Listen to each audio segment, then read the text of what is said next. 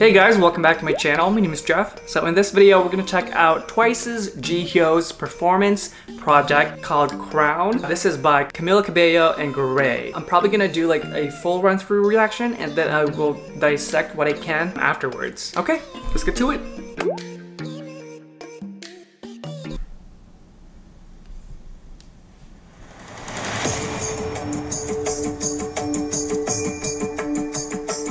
Great body lines. Is this gonna be more contemporary?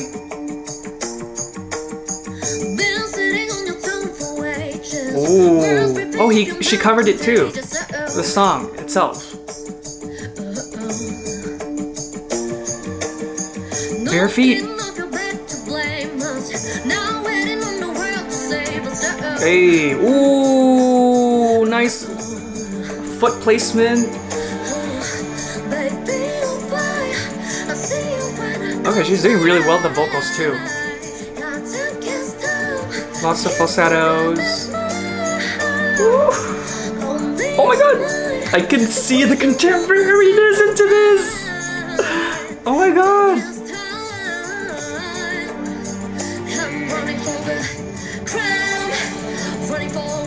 Beautiful. Wow. Whoa, that was really cool. The body line.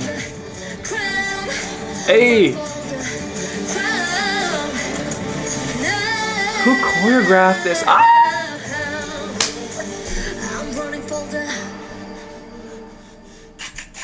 Shit. Oh my god, I'm going bananas with the body lines because this is so contemporary.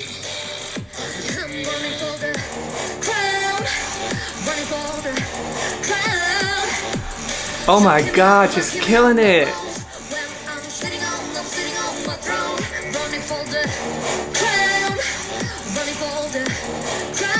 Oh my god!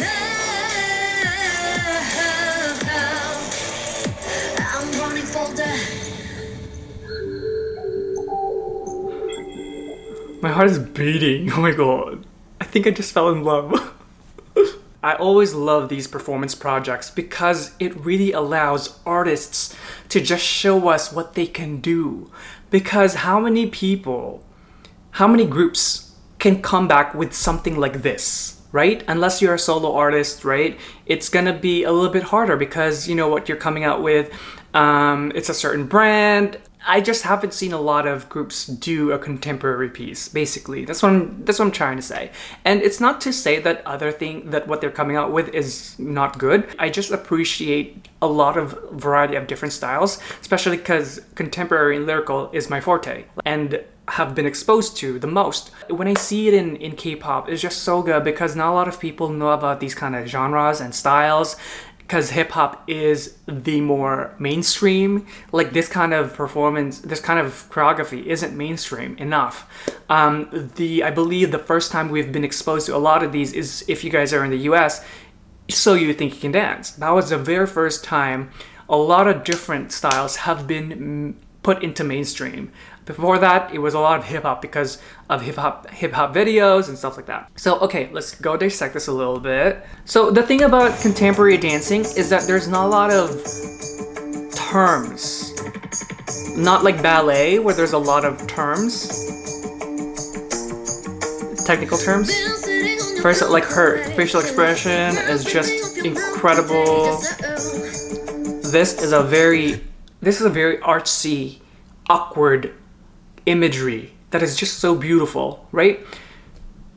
These awkward body movements, you know, very couture, fashion forward in a way. The smiles though. I love the bare feet though. This part. Oops. A lot of control. Boom.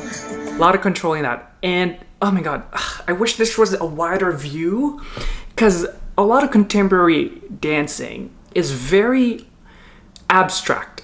That's what it is. Like with ballet, it's very statuesque and upright posture, right? Very clean, still dramatized in a way. But the more ballet is upright and poised, the more abstract contemporary is. It is the freedom to be weird, to be awkward, to explore body lines that we don't normally see. And it tells a story of change and uncertainty in a way, because the moves are limitless. So with here, lots of body control in that leg. Boom, it starts up point, right? And then it's a little bit bent the other foot. So with that, I'm not sure what her technique is in terms of her flexibility, but this one, it actually is easier for dancers to lift up that leg if your other leg is a little bit bent. So if you guys, I wish I did reaction videos in dance studios so I can just show you, because it'll be so much easier to explain. It's just, if you're not as, I'm not saying she is, right? I'm not saying she is. I'm saying if you are going to cover this dance and you're not as flexible with going up high, like with lifting up that leg, bending your knee is going to help you lift higher. I don't know what it is with science or with the veins and stuff like that, how it connects like that. But this is just a nice body line with a pointed toe. Like, look, she's not sickling. It has to be continuous because we point our toes to extend and elongate our legs for a more beautiful body line, right? But yeah, this is great control. You can tell she's very athletic with this. And then it goes into this flat foot position. That is incredible. That is like the beauty of contemporary. You can do shit like this and it will look good. Mind you, the control in that, because she went like this, boom, and then boom, and then she goes like this, right? With legs. Pretend that was my leg. Oh no, it's just cool. Boom, boom. There are 3 movements there. 1, 2, 3, 4. Sorry, 4. Not 3. Again. 1, 2, 3, 4. 4 different images there.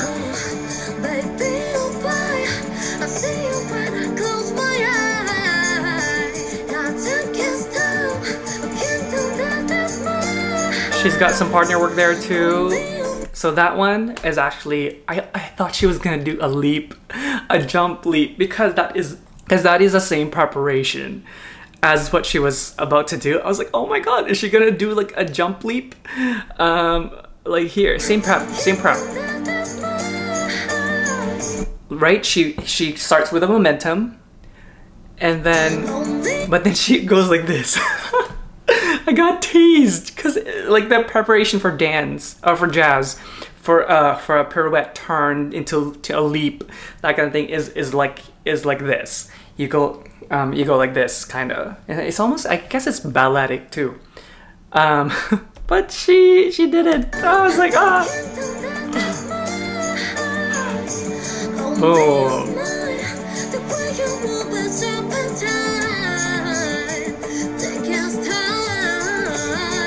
So this is actually 2 different type of performance, because of course you had, you know, the full version and then you have the close-up. It's gonna be different the way she performs at a close-up than at the full body, especially with your if you have like a long shoot date or shoot day. So when your frame is quite tight, you don't need to do a lot of the, you know, lower body stuff. You know, reserve it for your full. So that's a thing with filmmaking. You need to reserve your performance for when it's needed. When your frame is tight, you don't need to perform with the bottom. Like, you can maybe just mark it. You don't have to go full out. And then when you're on your wide, then you go full out with your lower body too, because everything can be seen. And then you don't have to really work on the face as much because it's not the close-up.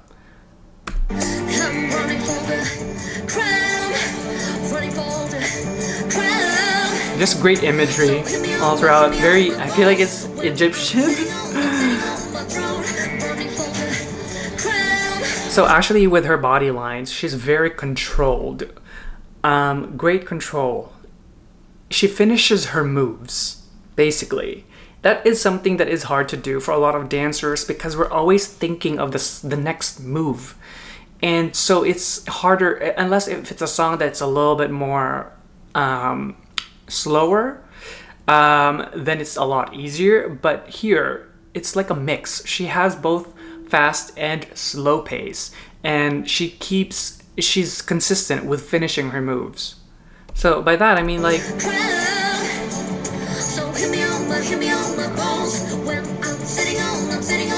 right, boom, and then boom, like it keeps moving, you know, like when she goes like this, it keeps moving. A lot of dancers may go like boom, boom, you know, it's because of because I'm like, I need to go to the next move, right? So it's boom, like people would do that, but what she did was like boom, boom, right? There's an extension to the move.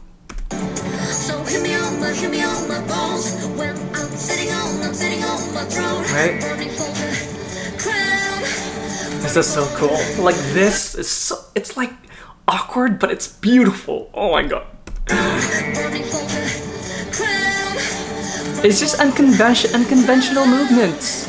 Unconventional movements. That's what contemporary is, and that part, like, Jesus. So she hooks her right foot to give herself that momentum to turn.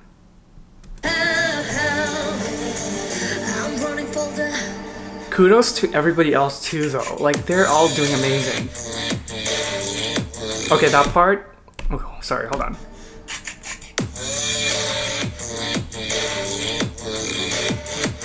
So here,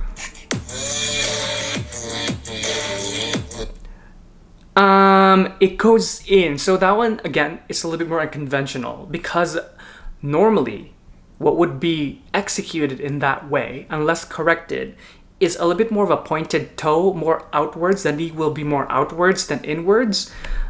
Here,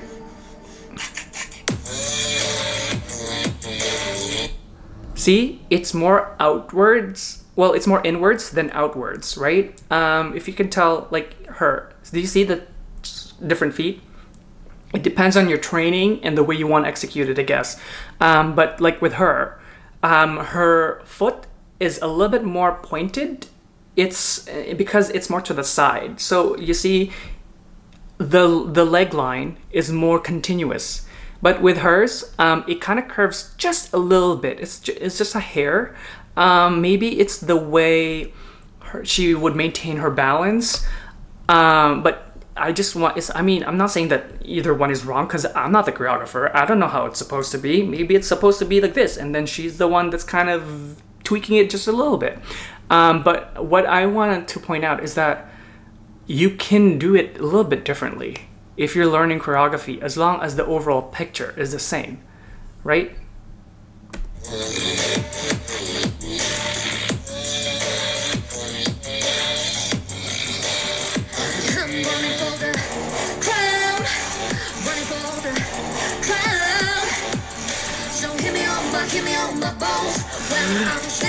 This part here, it's so hip-hop.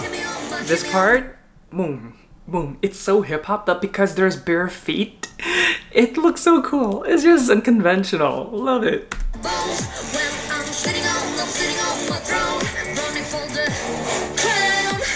Mind you, I need to give props to the fact that they're doing a lot of hip-hop movements there, but they're bare feet. Normally that is so frowned upon because it's not like it, like these, like the bare feet part is just, it's already unconventional, and a lot of people look down on it and, you know, that kind of thing. But like this, you see, it could work. It could work. Like, this is proof. Like, those movements are not normally done with a dress too, right? They're just breaking a lot of stereotypes here. Love it. Amazing. Wow, I did not expect to be that blown away, to be honest, because not because of her. I just didn't expect that it would have a lot of contemporary movements and inspiration. And the fact that she's wearing, your typical contemporary outfit, which is a dress and bare feet. Like I've seen that a lot growing up, and it's just nice to see that here in K-pop, and it's being used in, by a mainstream artist, right? So yeah, kudos, love it. Well, thank you guys for watching with me today. I hope that you enjoyed it, and if you did, do like and subscribe. And if you do subscribe, make sure you tick that notification bell so you don't miss any content from me. And if you'd like to get to know more about me, do check out my Instagram and Twitter down below.